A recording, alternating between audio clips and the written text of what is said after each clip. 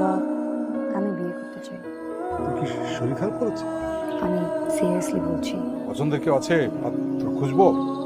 নতুন করে কাউকে দেখা লাগবে না, তুমি শুধু ওর সাথে কথা বলো।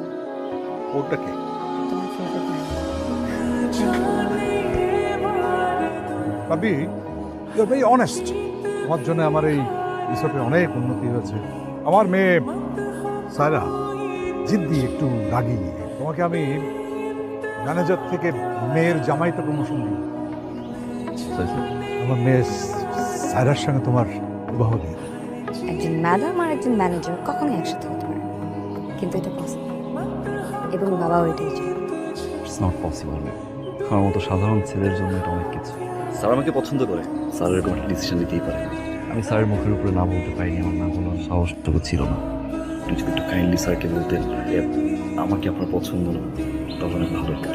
কে?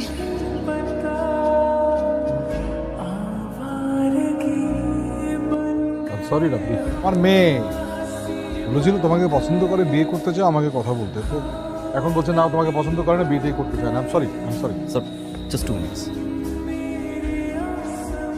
আমি আপনাকে হার্ট করতে চাইনি। আমি জানতাম যে স্যার আমাকে পছন্দ করে। আপনি যে আমাকে পছন্দ করে এটা আমি জানতাম না। আমি মনে আপনাকে পছন্দ করে খুব বড় একটা ভুল করে ফেলেছি, তাই না? এখন বুঝতে পেরেছেন? জি বোঝার পর আমি আপনার ম্যাম হই কি করে?